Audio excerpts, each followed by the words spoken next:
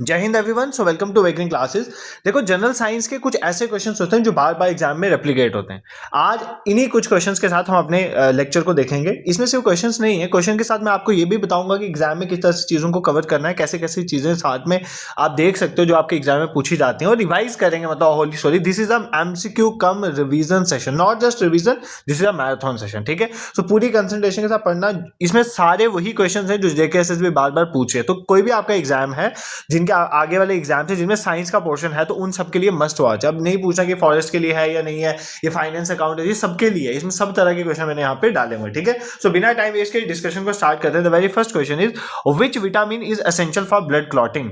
तो blood clotting के लिए आपको कौन सी विटामिन चाहिए? ठीक है, vitamin are just micronutrients which are essential for your body. ठीक है, बॉडी में अगर उनकी प्रेजेंस नहीं होगी तो कोई ना कोई डिसीज होगी। ठीक है, तो there are different types of vitamin, जिनमें से आपको पता है दो ऐसी विटामिन है, विटामिन बी और सी, जो कौन सी है, जो वाटर सॉल्युबल है, जो पानी में घुल जाती हैं। ठीक है, वाटर सॉल्युबल। और जो वाटर सॉल्युबल विटामिन होती हैं वो आपकी बॉडी को ज्यादा मात्रा में चाहिए। क्यों चाहिए? क्योंकि आपके वो यूरिन के थ्रू या जो स्वेट के थ्रू बॉडी से बाहर निकल जाती हैं। But there are some also vitamin also जो फैट में सॉल्युबल होती हैं। उनको याद करोगे कीड़ा से। किससे? KEDA, KEDA। तो कीड़ा से आप याद करिए। ये सारी विटामिन कौन सी होती है? Fat soluble. ठीक है, तो ये टोटल विटामिन है आपके पास जो आपको याद रखनी है। बी और सी आपकी वाटर सॉल्युबल है, KEDA ये आपकी फैट सॉल्युबल है। ठीक है, आप पूछा कौन सी विटामिन है जो ब्लड क्लॉटिंग के लिए यूज होते हैं। बहुत ही सिंपल क्वेश्चन, आपने अच्छे से पढ़ा होगा। तो कौन सी विटामिन है? विटामिन के। विटामिन के जो है वो ब्लड क्लॉटिंग में हेल्प करती है। ठीक है, क्या इतने से काम चल जाएगा? नहीं, आपको देखना है ना बेसिकली कौन कौन सी विटामिन है हमारी, कौन सी कहां पर यूज होती है, वो हम सारी अब कवर करेंगे। देखो, सबसे पहले आपको मैं यहाँ पे विटामिन के नाम लिखता हूँ। देखो, विटामिन जो ए बी है ना, उसकी फर्दर बहुत डिवीजन है, उसको नहीं लिख रहा, उसको छोड़ के बाकी लिख रहा हूँ।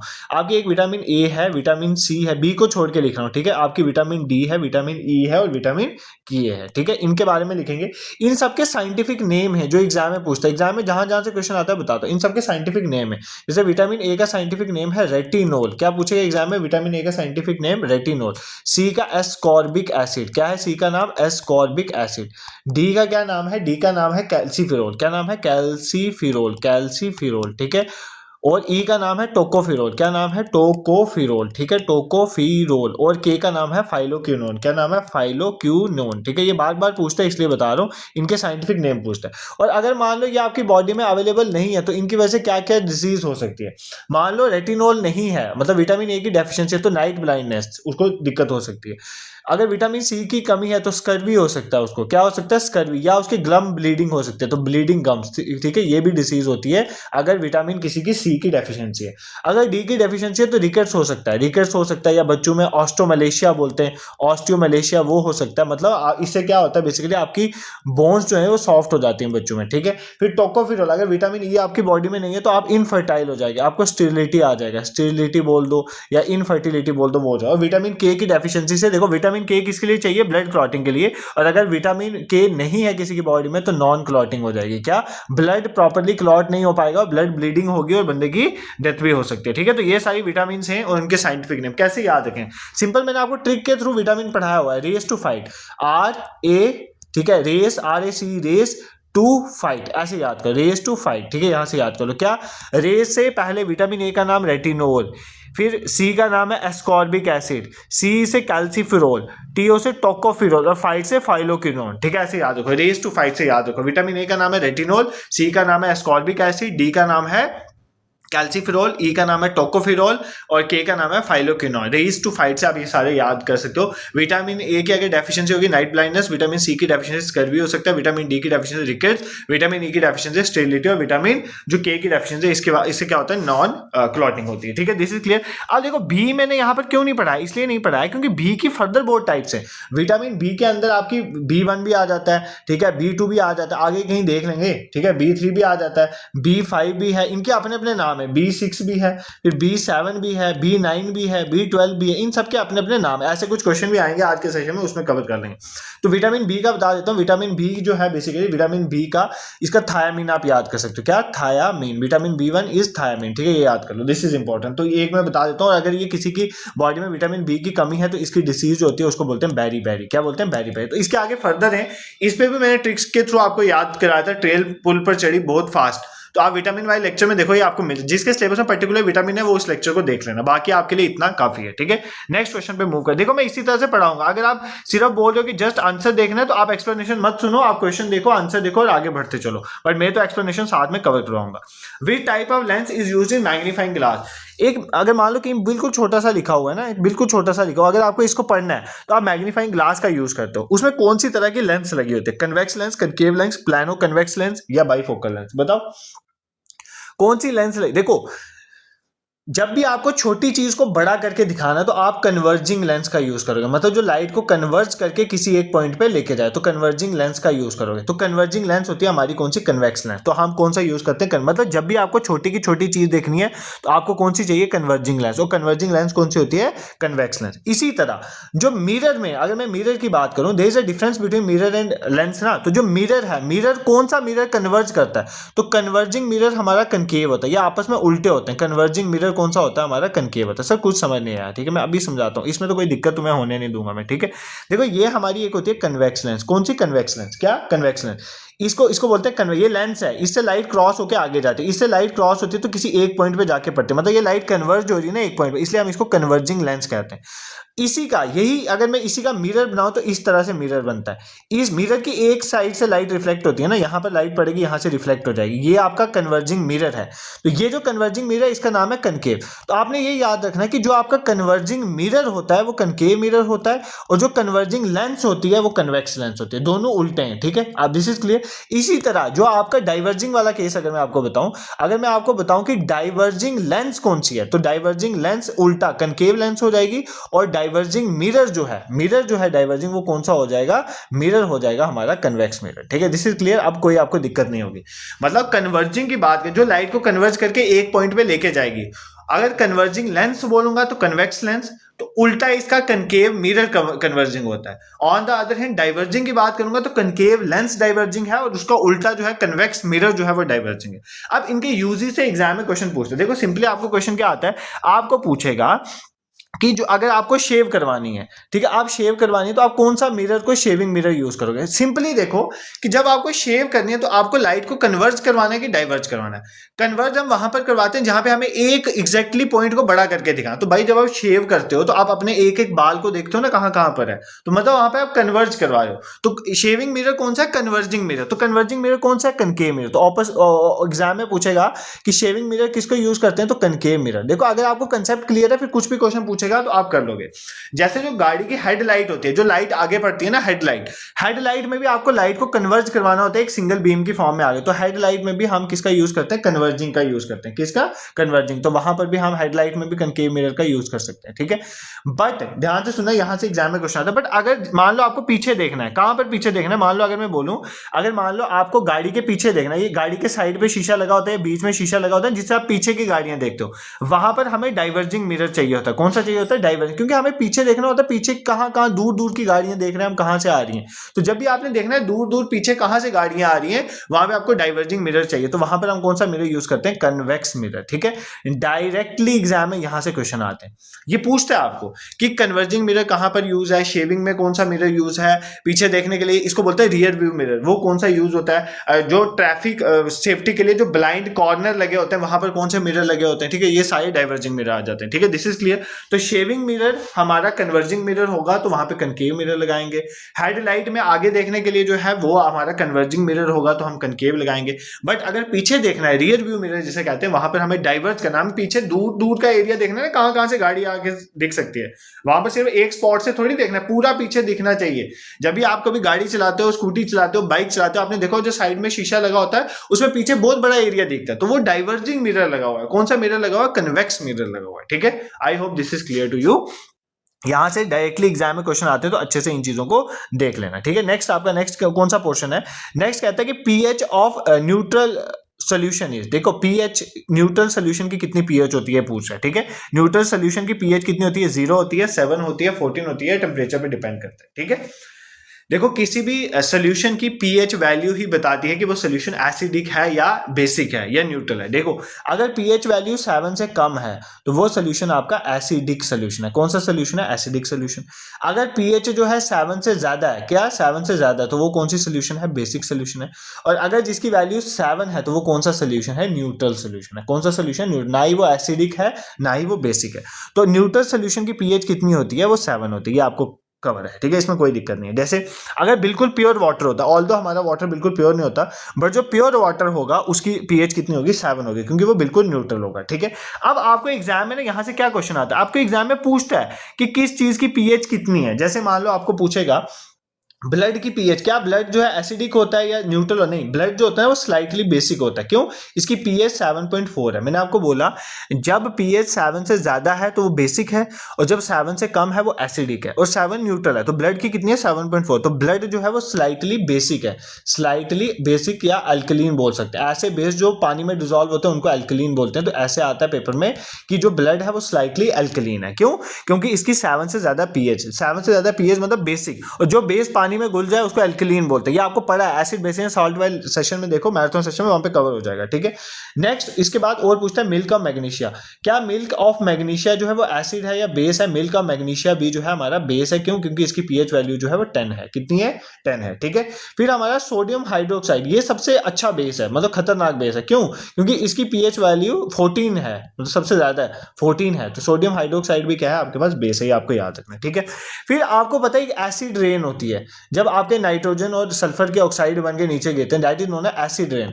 एसिड रेन इसका मतलब एसिडिक ही होगी। तो इसकी वैल्यू कई बार पूछते हैं, तो इसकी वैल्यू है 5.6। क्या वैल्यू है इसकी? 5.6, ठीक है। एसिड रेन की 5, मतलब ये एसिडिक है ना, 7 से कम। फिर जो लेमन जूस, जब आप लेमन जूस पीते हो तो वो भी तो खट्टा होता है, वो भी एसिडिक होता है, तो उसकी वैल्यू होती है 2.2। और कई बार आपको जैसे गैस्ट्रिक जूस, जो आपके स्टोमक में जूसेस होते हैं जिनको गैस्ट्रिक जूस कहते हैं, ठीक है, HCl वगैरह, इनकी जो है बेसिकली गैस्ट्रिक जूस, इनकी वैल्यू जो होती है वो कितनी होती है? 1.2, ठीक है। ये बहुत एसिडिक होते हैं। दिस इज क्लियर, कोई दिक्कत नहीं है। ऐसे क्वेश्चन यहाँ से डायरेक्टली, ये आपके एनसीईआरटी में ही दिए हुए हैं इनकी वैल्यूज, तो यहाँ से क्वेश्चन पूछे जाते हैं। क्या आपने देखा? हमारा क्वेश्चन था कि एक न्यूट्रल सोल्यूशन की पीएच वैल्यू कितनी होती है? 7। मैंने आपको बताया 7 से कम वाली जो होते हैं वो एसिडिक सोल्यूशन है, और 7 से ज्यादा वाले बेसिक सोल्यूशन। तो ब्लड जो है स्लाइटली बेसिक है, 7.4. Milk of magnesia is also basic. Sodium hydroxide is also basic. Acid rain is acidic, 5.6. Lemon juice is also acidic, और gastric juice is 1.2 which is also acidic, ठीक है। This is clear, कोई दिक्कत आपको यहाँ पर नहीं होनी चाहिए, ठीक है। अब ये इंपॉर्टेंट क्वेश्चन है। विच पार्ट, इसमें कोई भी अनइंपॉर्टेंट नहीं है, तो मैं ऐसा बोल नहीं सकता। और मुझे टाइम की भी कोई परवाह नहीं है कितना लंबा सेशन जाएगा। नहीं, अबाउट 30 क्वेश्चन मैंने लाए, मैं कोशिश करूंगा कि पूरे कवर हो जाएं, बट एक क्वेश्चन के साथ 10 क्वेश्चन तो एक्स्ट्रा बता देता हूं मैं। और ये मत समझना कि सिर्फ क्वेश्चन इंपॉर्टेंट है, यहाँ पर जो साथ में एडिशनली बता रहा हूं वो सब इंपॉर्टेंट है। Which part of the cell is known as the power house of the cell? देखो किसी पावर हाउस क्या होता है? जहां पे बिजली बनती है, और सेल के अंदर जिस जगह पे एनर्जी बनती है उसको बोलेंगे power house of the cell. तो सेल के अंदर एनर्जी कहां बनती है? न्यूक्लियस में, राइबोसोम में, माइटोकॉन्ड्रिया, लाइसोसोम। जिसने मेरा एक सेशन पढ़ा होगा, जो मैंने सेक्शन पढ़ाया था आपको लाइफ प्रोसेस में, मैंने वहां पे पढ़ाया था कि माइटोकॉन्ड्रिया में हमारे पास एनर्जी बनती है। तो mitochondria is known as power house of the cell. और जो हमारे सेल में जो एनर्जी बनती है वो किसके फॉर्म में बनती है? तो ये भी पूछ लेता है, एटीपीज की फॉर्म में। एटीपीज की फुल फॉर्म पूछ लेता है, एडिनोसिन, क्या नाम है? Adenosine triphosphate. क्या नाम है? Adenosine triphosphate. तो कई बार डायरेक्टली ये क्वेश्चन एग्जाम में पूछ लेता है कि जो सेल के अंदर एनर्जी बनती है वो किस फॉर्म में। इसी को एटीपी को बोलते हैं energy currency of the cell. क्या बोलते हैं? Energy currency of the cell. तो ये भी याद कर लेना, ठीक है। ये डायरेक्टली एग्जाम में क्वेश्चन पूछा गया, ठीक है। उसके बाद क्या? न्यूक्लियस जो है वो आपको पता है किसी भी सेल का सेंट्रल पार्ट है जिसके अंदर जेनेटिक मटेरियल होता है, ठीक है। जो जीन, डीएनए वगैरह सब न्यूक्लियस के अंदर होता है, ठीक है। राइबोसोम, देखो राइबोसोम एक ऐसा पार्ट है जहां पर प्रोटीन बनती है। तो अगर पूछे सेल के अंदर प्रोटीन की सिंथेसिस कहां पर होती है, प्रोटीन कहां पर बनता है, वो कहां पे बनता है? राइबोसोम। ये सारे सेल जो सेल बेस्ड ऑर्गेनील्स हैं, ठीक है, इनके हर एक के कुछ ना कुछ फंक्शन है। जैसे लाइसोसोम में आपकी बॉडी में कोई भी इंफेक्शन है उसको लाइसोसोम किल करता है, बट कई बार ये खुद को ही खा लेता है, इसलिए इसको सुसाइडल बैग भी कहते हैं। क्या कहते हैं? Suicidal bag. अगर आपको पूछे which cell organelle is known as suicidal bag, उसका आंसर होगा लाइसोसोम, ठीक है। ये अच्छे से याद कर लें, ठीक है। और कौन सा है? और कुछ है जहां से एग्जाम में क्वेश्चन आते हैं। एक पूछता है एंडोप्लाज्मिक रेटिकुलम के बारे में, इसके बारे में एग्जाम में पूछता है। इसके दो पार्ट हैं, एक होता है रफ एंडोप्लाज्मिक रेटिकुलम, पेपर में पूछता है। इसके एंडोप्लाज्मिक रेटिकुलम के दो पार्ट हैं, एक है रफ एंडोप्लाज्मिक रेटिकुलम, एक है smooth endoplasmic reticulum. Rough endoplasmic reticulum इसलिए बोला कि इसमें राइबोसोम अवेलेबल है। क्या अवेलेबल है? राइबोसोम, इसलिए इसको रफ बोला जाता है, राइबोसोम की वजह से रफ है। तो जहां पे राइबोसोम प्रेजेंट होंगे वहां पे क्या बनेगी, प्रोटीन। तो यहाँ पर प्रोटीन बनती है, क्या बनती है, प्रोटीन। तो प्रोटीन की पैकेजिंग भी होती है और ट्रांसपोर्ट भी होता है। तो प्रोटीन पैकेजिंग एंड ट्रांसपोर्ट यहाँ पर आप याद करो, ये डायरेक्टली इनके फंक्शन पूछता है एंड उनका जो है ट्रांसपोर्ट भी यहाँ पर ही होता है, ठीक है। और जो स्मूथ एंडोप्लाज्मिक रेटिकुलम है वहां पर प्रोटीन नहीं, वहां पर कार्बोहाइड्रेट हो गया, कार्ब जिसको मैं सिंपली लिखूंगा, फिर आपके लिपिड्स हो गया, ठीक है, लिपिड्स हो गया, कोई स्टीरॉइड हो गया, वो बनते हैं, स्टीरॉइड बनते हैं, ठीक है। इनकी सिंथेसिस होती है यहाँ पर, कहाँ पे, स्मूथ एंडोप्लाज्मिक रेटिकुलम में इनकी सिंथेसिस होती है, ठीक है। ये क्वेश्चन एग्जाम में पूछता है तो एक बार देख लेना किन किन का क्या फंक्शन, जैसे lysosome which are known as suicidal bag, ठीक है। Ribosomes are the place for the synthesis of protein. Endoplasmic reticulum is divided into rough endoplasmic reticulum, rough because of the fact कि वहां पे राइबोसोम प्रेजेंट है, तो protein packaging वहां पर होती है और ट्रांसपोर्ट। स्मूथ एंडोप्लाज्मिक रेटिकुलम में कार्बोहाइड्रेट्स हो गया, लिपिड्स, इनकी सिंथेसिस होती है। तो यहाँ से क्वेश्चन पूछे जाते हैं, अच्छे से कवर कर लेना, ठीक है। और न्यूक्लियस के अंदर ही हमारा जेनेटिक मटेरियल होता है सेल का। नेक्स्ट देखो, insulin is secreted by which organ. Life process वाले सेशन में ये भी कहो, देखो लाइफ प्रोसेस जो है वो बहुत इंपॉर्टेंट टॉपिक है, आपके जनरल साइंस वाली प्लेलिस्ट में उसका मैराथन सेशन मिल जाएगा, जनरल साइंस न्यू सीरीज में, उसको अच्छे से देख लेना, वहां से मतलब डायरेक्टली एग्जाम्स में क्वेश्चन आते हैं। Insulin is secreted by which organ, कौन सा ऐसा ऑर्गन है जो इंसुलिन को सेक्रेट करता है, ठीक है। इंसुलिन को कौन सेक्रेट करता है, लीवर करता है, पैनक्रियास करता है, किडनी करता है, तो पिट्यूटरी ग्लैंड करता है, कौन करता है, देखो इंसुलिन जो है वो हमारे कौन सेक्रेट करते हैं, वो पैनक्रियास सेक्रेट करते हैं, ठीक है। कौन, पैनक्रियास। इंसुलिन का काम क्या है, इंसुलिन कंट्रोल करता है कि आपका बॉडी में जो है बेसिकली आपका ब्लड ग्लूकोज लेवल है, मतलब ब्लड में ग्लूकोज कितना है, तो ब्लड ग्लूकोज लेवल जो है उसको जो है रेगुलेट करने का काम कौन करता है, इंसुलिन करता है। और कहां से प्रोड्यूस होता है, ये पैनक्रियास से, ठीक है। सबसे इंपॉर्टेंट है लीवर, लीवर से क्या प्रोड्यूस होता है, बाइल जूस। तो ये एग्जाम में पूछता है बाइल जूस। देखो जो आपका खाना स्टोमक से नीचे आएगा ना, उसमें क्या प्रेजेंट होगा, उसमें एसिड होगा, बट एसिडिक सोल्यूशन पे काम नहीं कर सकता अच्छे से जो पैनक्रियास से आने वाले जूसेस है, तो लीवर से आता है बाइल जूस, वो उसको थोड़ा बेसिक बनाता है। तो बाइल जूस कहां से सेक्रेट होता है, लीवर से सेक्रेट होता है, आपको याद रखना, ठीक है। किडनीज जो है आपके जो यूरिया वगैरह को रिमूव करने में बॉडी में हेल्प करता है, उसमें नेफ्रॉन वगैरह होते हैं, ये आपको पता ऑलरेडी, ठीक है। लाइफ प्रोसेस वाला सेशन देख लेना, ये सब क्लियर हो जाएगा। जो पिट्यूटरी ग्लैंड है इसको मास्टर ग्लैंड भी कहते हैं, ठीक है। या क्या प्रोड्यूस करता है, सबसे इंपॉर्टेंट, ये आपके ब्रेन में होता है और ये प्रोड्यूस करता है ग्रोथ हार्मोन, ठीक है, जो आपकी बॉडी की ग्रोथ के साथ डील करता है। ग्रोथ हार्मोन जो है वो एग्जाम में पूछता है कौन प्रोड्यूस करता है, पिट्यूटरी ग्लैंड प्रोड्यूस करता है। दिस इज क्लियर, कोई दिक्कत आपको यहाँ पर नहीं होनी चाहिए। Moving towards next question, which colour has the maximum wavelength in the visible spectrum. देखो आपका जो विजिबल स्पेक्ट्रा दिखता है आपको, मतलब उसमें 7-8 कलर होते हैं, VIBGYOR, विबग्योर, 7 कलर है ना ये, तो विबग्योर ये 7 कलर। इसमें पूछा मैक्सिमम वेवलेंथ किसकी होती है। एक सिंपल कंसेप्ट याद रखना, फिजिक्स में होता है, जिसकी वेवलेंथ ज्यादा है, देखो जिसकी वेवलेंथ ज्यादा है, जिसकी वेवलेंथ ज्यादा है वो ज्यादा दूर तक जाएगा, ठीक है, वो ज्यादा दूर तक जाएगा, मतलब फार जाने वाला होगा, और उसकी फ्रीक्वेंसी कम होगी, क्या होगी, फ्रीक्वेंसी कम होगी, ये याद करना है, ठीक है। तो सबसे ज्यादा वेवलेंथ किसकी होती है, सबसे ज्यादा वेवलेंथ होती है रेड कलर की। किसकी वेवलेंथ सबसे ज्यादा होती है, रेड कलर की। किसकी वेवलेंथ सबसे ज्यादा होती है, रेड कलर की, ठीक है। रेड कलर की वेवलेंथ ज्यादा होती है, इसलिए रेड कलर से हम डेंजर साइन बनाते हैं। जो भी डेंजर का साइन है या एम्बुलेंस के ऊपर प्लस साइन है, वो सारा रेड कलर से क्यों बनता है, क्योंकि रेड कलर आपको बहुत दूर से भी दिख जाता है। इसीलिए तो सुबह और शाम के समय में आप सूरज देखो, आपको बिल्कुल रेड दिखता है, क्यों, क्योंकि उस टाइम सूरज जो है हॉरिजॉन पे होता है, बहुत दूर है, तो रेड कलर ही आपको उसका दिखाई देता है। तो सबसे ज्यादा वेवलेंथ अगर विजिबल स्पेक्ट्रम की बात करो, विजिबल स्पेक्ट्रम, सभी में नहीं, विजिबल स्पेक्ट्रम में सबसे ज्यादा वेवलेंथ जो होती है वो किसकी होती है, रेड कलर की। इसलिए रेड कलर को हम डेंजर वगैरह साइन में यूज करो। सबसे कम जो है विजिबल स्पेक्ट्रम में मिनिमम वेवलेंथ किसकी होगी, मिनिमम अगर मैं बात करूंगा तो वो किसकी होगी, वायलेट की होगी, ठीक है। ये कौन से कलर है, violet, indigo, blue, green, yellow, orange, red, इसी सीक्वेंस में सबसे ज्यादा वेवलेंथ जो है वो रेड की है, इसलिए रेड को हम डेंजर वगैरह में यूज करते हैं। जैसे वायलेंट की अगर मैं बात करूं ना वेवलेंथ की, इसकी वेवलेंथ अप्रॉक्सीमेट 380 से लेकर 450 नैनोमीटर तक है, ठीक है। और जो हमारा रेड कलर है इसकी वेवलेंथ जो है 620 से लेकर 750 नैनोमीटर तक है। सर व्हाट इज नैनोमीटर, ये भी पूछता है। 1 nanometre is equal to 10⁻⁹ metre. तो 1 नैनोमीटर की वैल्यू कितनी होती है, 10⁻⁹ मीटर, ठीक है। तो अगर आपको पूछे कि वायलेट की कितनी होगी, 380 से 450 नहीं पूछेगा वैसे डायरेक्टली, बट आपको ये पता होना चाहिए जो रेड कलर है उसकी सबसे ज्यादा वेवलेंथ होती है, तो सबसे दूर तक आप इसकी हेल्प से देख सकते हो, ठीक है। इसलिए आप रेड कलर जो है डेंजर वगैरह में यूज करते हो ताकि आपको दूर से ही दिख जाए, ठीक है।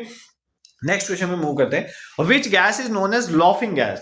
एक ऐसी गैस है अगर कहीं पर खुल जाएगी तुम हंसते ही रहोगे, तो वो कौन सी गैस है, carbon dioxide, nitrous oxide, nitrogen dioxide, या हमारे पास है सल्फर डाइऑक्साइड। तो कौन सी है, nitrous oxide, N2 is known as laughing gas. ये क्वेश्चन पूछता है, एक एग्जाम में पूछता है which gas is known as silent killer. तो साइलेंट किलर मतलब अगर वो वहां पर होगी तो साइलेंटली आपको मार देगी। Carbon monoxide, CO stands for carbon monoxide, this is not carbon dioxide. Carbon dioxide CO2 होती है, ठीक है, जिसमें 2 ऑक्सीजन है। ये कार्बन मोनोऑक्साइड है जो कोयला शोले जलने से कई बार निकलती है। तो बोलते हैं ना कोयला जला, कई बार रूम बनता, कोयला जला, उस बंदे की डेथ होगी, तो silent killer, that is carbon monoxide. ये याद कर लेना, ठीक है, ये भी एग्जाम में पूछता है। Which metal is liquid at room temperature. भाई अगर मेटल से नॉन मेटल का सेशन देखा है और ऐसे क्वेश्चन में गलती करोगे तो फिर तो एग्जाम में क्या फायदा है, ठीक है। तो कौन सा मेटल जो है वो लिक्विड होता है रूम टेम्परेचर में, कौन सा मेटल है, ठीक है। मरकरी, मरकरी जो है वो लिक्विड है रूम टेम्परेचर में। ऑल्दो मैक्सिमम मेटल हमारे सॉलिड्स हैं रूम टेम्परेचर में, but mercury is the metal which is liquid at room temperature. ये आपको याद रखना है, ठीक है। एक ऐसा नॉन मेटल भी है, नॉन मेटल भी मैक्सिमम गैसी स्टेट में होते हैं रूम टेम्परेचर में, but there is a non metal called bromine. क्या नाम है उसका, bromine. Bromine is liquid at room temperature. ये भी आप याद करोगे कि ब्रोमीन एक नॉन मेटल है बट वो लिक्विड है एट रूम टेम्परेचर में, ठीक है। दिस इज क्लियर, कोई दिक्कत आपको यहां पर नहीं होनी चाहिए, ठीक है। अब सोडियम और पोटेशियम की एक खासियत है, सोडियम और पोटेशियम जो है इनको हम बिल्कुल हवा में नहीं रख सकते। अगर इनको हवा में रख सकते हैं, इतने जल्दी रिएक्ट कर जाते हैं, आग पकड़ लेते हैं, इसलिए हम इनको किसमें प्रोटेक्ट करके रखते हैं, कैरोसिन ऑयल में। किसमें, कैरोसिन ऑयल में, ठीक है। ये एग्जाम में आता है, इनको कैरोसिन ऑयल में क्यों प्रोटेक्ट करते हैं, क्योंकि बहुत जल्दी आग पकड़ लेते हैं, ठीक है। दिस इज क्लियर, ये भी आपको एग्जाम में पूछता है। आयरन के लिए आप ये याद रख सकोगे, आयरन का सिंबल Fe है। क्यों है, क्योंकि ये वर्ड से निकला है फेरम से। कौन से वर्ड से निकला है, फेरम से, ये पूछ सकता है। इसी तरह सोडियम का भी देख ले, सोडियम का जो सिंबल है, सोडियम का सिंबल Na है। क्या है, Na इसलिए है क्योंकि ये वर्ड कौन से वर्ड से निकला है, नेट्रियम से निकला है। कौन से वर्ड से निकला है, नेट्रियम से। तो ये भी आप याद कर, देखो मैं जो जो इंपॉर्टेंट मेटल से नॉन मेटल से एग्जाम में पूछी जाती हैं चीजें वो आपको बता रहा हूँ, ठीक है। और क्या पूछा जाता है, देखो सबसे बेस्ट कंडक्टर ऑफ इलेक्ट्रिसिटी अगर है वो सिल्वर है। Silver is the best conductor, but अपने घरों में हम सिल्वर यूज नहीं करते इलेक्ट्रिसिटी कंडक्ट करें। सिल्वर पहनने के लिए नहीं मिल रहा है तो इतना महंगा है, ठीक है, तो कैसे यूज करना है, ठीक है। This is clear, silver is the best conductor. But although non metal जो होते हैं वो अच्छे कंडक्टर नहीं होते इलेक्ट्रिसिटी के, बट ग्रेफाइट की आप याद रखोगे, ग्रेफाइट एक नॉन मेटल है। नॉन मेटल होने के बावजूद भी ये है अच्छा कंडक्टर है इलेक्ट्रिसिटी का, ये भी इलेक्ट्रिसिटी को कंडक्ट कर लेता है, गुड कंडक्टर ऑफ इलेक्ट्रिसिटी। ये भी आपको याद रखना है। दिस इज क्लियर, कोई दिक्कत आपको यहां पर नहीं होनी चाहिए, ठीक है। But on the other hand lead जो है मेटल है बट पुअर कंडक्टर है, ये इलेक्ट्रिसिटी को कंडक्ट नहीं करता। आपके पेंसिल में जो लेड है वो मेटल है बट वो इलेक्ट्रिसिटी को कंडक्ट नहीं करता है, ठीक है। फिर गोल्ड जो आपका होता है ना, सबसे पहले तो गोल्ड का सिंबल देखो, AU होता है गोल्ड का सिंबल, और सिल्वर का AG होता है, तो ये थोड़ा सिंबल भी देख लेना। तो जो गोल्ड है, गोल्ड की सबसे इंपॉर्टेंट क्वालिटी है, गोल्ड मोस्ट मीलिएबल है, ठीक है। बहुत पतली पतली इसकी शीट्स वायर बना सकते हो। मोस्ट मीलिएबल जो है मेटल है आपका कौन सा, गोल्ड। तो ये भी आपको याद करना है, ठीक है, ये इंपॉर्टेंट है। इलेक्ट्रिक बल्ब में कौन सा यूज होता है, जो इलेक्ट्रिक बल्ब है उसमें टंगस्टन यूज होता है, इलेक्ट्रिक बल्ब में टंगस्टन। ऐसे बहुत सारे फैक्ट्स जो है मैंने मेटल्स एंड नॉन मेटल्स में पढ़ाए हुए हैं, वो सेशन आपका अपलोडेड है, आप जाना प्लेलिस्ट में, जनरल साइंस न्यू सीरीज। और जिन जिनके सिलेबस में मेटल्स नॉन मेटल जिनका नहीं भी है वो भी देख लेंगे। जनरल साइंस में मेटल्स नॉन मेटल्स के डायरेक्टली क्वेश्चन आते हैं, जो जो इंपॉर्टेंट था वो मैंने यहाँ पर बताने की कोशिश करी। अब ये मैराथन सेशन है, MCQ कम रिवीजन बेस्ड, तो कितना बता सकता हूँ, बट वहां पर मैंने मेटल्स एंड नॉन मेटल पे एक सिंगल वीडियो लाई हुई है, तो वहां से आप देख सकते हो। तो सबसे पहली बात, मेटल जो लिक्विड है रूम टेम्परेचर में वो मरकरी है। सोडियम पोटेशियम को कैरोसिन ऑयल में रखते हैं क्योंकि हवा में ही आग पकड़ लेता है। एक नॉन मेटल जो लिक्विड है वो ब्रोमीन है। आयरन जो है फेरम से निकला है, सोडियम जो है नेट्रियम से निकला है। सिल्वर का सिंबल Ag है और बेस्ट कंडक्टर इलेक्ट्रिसिटी का। Lead is a metal but it is poor conductor of electricity. Graphite is a non metal and it is a good conductor of electricity. Gold जो है it is the most malleable metal, electric bulb में tungsten वगैरह हम use करते हैं। ये कुछ चीजें आप याद करोगे। नेक्स्ट क्वेश्चन देखो, which non metal is liquid at room temperature. अब इसमें तो सोचने की बात ही नहीं है, ब्रोमीन, ठीक है। कौन सा एक नॉन, ये पूछता है एग्जाम में बार बार क्वेश्चन, कौन सा मेटल लिक्विड है रूम टेम्परेचर में, कौन सा नॉन मेटल लिक्विड है रूम टेम्परेचर में। तो मेटल से नॉन मेटल अच्छे से प्रिपेयर करोगे। देखो ये जो इंपॉर्टेंट सेशंस है ना, देखो ये सब PYQs है ना। अब यहां से आपको एक चीज तो समझ आ रही होगी कि यहां पर वो क्वेश्चन ज्यादातर पूछे जा रहे हैं जो क्वेश्चंस डिफरेंट एग्जाम्स के सिलेबस में, ठीक है, उसमें ये क्वेश्चन पूछे जाए। जैसे metal non metal, light process है, सेल हो गया, इनमें से क्वेश्चन एग्जाम में पूछते हैं, ठीक है। Chemical reaction, acid bases salt आ गया, इसमें से क्वेश्चन आता है। फिर आपका जो फिजिक्स का है, वेवलेंथ वगैरह, इनके concept, red colour blue colour sky का क्यों होता है, कौन से फिनोमिना की वजह से होता है, ये सब पूछेगा एग्जाम में, स्कैटरिंग की वजह से, ठीक है। तो ये सब पूछेगा। Gas commonly used to fill balloons. जो बैलून्स हैं, जो हवा में आप बैलून उड़ाते हो, उनको उनके बीच में कौन सी गैस फिल की जाती है, आपको ये बताना है। हीलियम, हाइड्रोजन, ऑक्सीजन और नाइट्रोजन। देखो बैलून के अंदर वही गैस फील की जाएगी, बैलून को ऊपर लेके जाना। सबसे पहली बात तो वो गैस लाइट होनी चाहिए, तो पहले तो वो लाइटर होनी चाहिए। दूसरा वो नॉन फ्लेमेबल होनी चाहिए, मतलब इनफ्लेमेबल, मतलब आग नहीं पकड़ना चाहिए ना, वो आग पकड़ जाए ऊपर जाके, ठीक है। तो ये दो चीजें उसमें होनी चाहिए, एक तो लाइटर, एक नॉन फ्लेमेबल होनी चाहिए, ठीक है। तो कौन सा है वो हीलियम है। कौन सी हीलियम, इसे कॉमनली यूज जो हमारी गैस जो है वो बैलून फिल करने के हम हीलियम का यूज करते हैं, ठीक है। This is clear. फिर जो लाइट बल्ब्स होते हैं, कई बार एग्जाम में क्वेश्चन पूछा, जो लाइट बल्ब्स होते हैं उनके बीच में कौन सी गैस होती है, उनके बीच में आर्गन होती है। कौन सी गैस होती है, आर्गन, ठीक है। ये भी याद कर एग्जाम में पूछा जाता है। फिर एक और सबसे इंपॉर्टेंट क्वेश्चन जो बहुत बार एग्जाम में पूछा गया, एक ऐसी कौन सी प्राइमरी गैस है जो फूड पैकेजिंग मटेरियल में यूज की जाती है। मान लो आपका मिक्सचर का पैकेट है, तो मिक्सचर के पैकेट में आप जब देखते हो ना उसमें गैस भरी होती है, तो कौन सी गैस होती है, वो नाइट्रोजन होती है। कौन सी, N2। N2 is the primary gas, ये ज्यादातर यही यूज की जाती है, ये प्राइमरी गैस है जो यूज की जाती है फूड पैकेजिंग मटेरियल में, फूड पैकेजिंग में। क्यों क्यों क्योंकि नाइट्रोजन की वजह से वो जो आपका मटेरियल है बीच में ऑक्सीजन के साथ रिएक्ट नहीं कर पाता, ऑक्सीजन के साथ रिएक्ट करे तो खराब हो जाएगा ना। तो फूड पैकेजिंग मटेरियल में, फूड पैकेजिंग मटेरियल में हम किसका यूज करते हैं, नाइट्रोजन गैस का। फूड पैकेजिंग मटेरियल में यहां पर लिख रहा हूं, किसका यूज करेंगे हम, नाइट्रोजन गैस का। This is also clear to you, आपको दिक्कत नहीं होनी चाहिए। ऐसी कौन सी गैस है जिसको हम कॉमनली यूज करते हो बैलून को फिल करने के लिए, वो आपकी हीलियम है। क्यों, क्योंकि ये लाइट है और इनफ्लेमेबल है। और दूसरा लाइट बल्ब से हम आर्गन का यूज करते हैं। और नाइट्रोजन गैस हमारी एक ऐसी प्राइमरी गैस है जिसको हम फूड पैकेजिंग मटेरियल में यूज करते हैं, ठीक है। This is clear. अभी तक 10 ही क्वेश्चन हुए हैं और 25 मिनट हमें डिस्कस करते हुए हैं, ठीक है। कहने में तो ये 5 मिनट में करवा देता, बट समझ ना आए तो फायदा क्या है, ठीक है।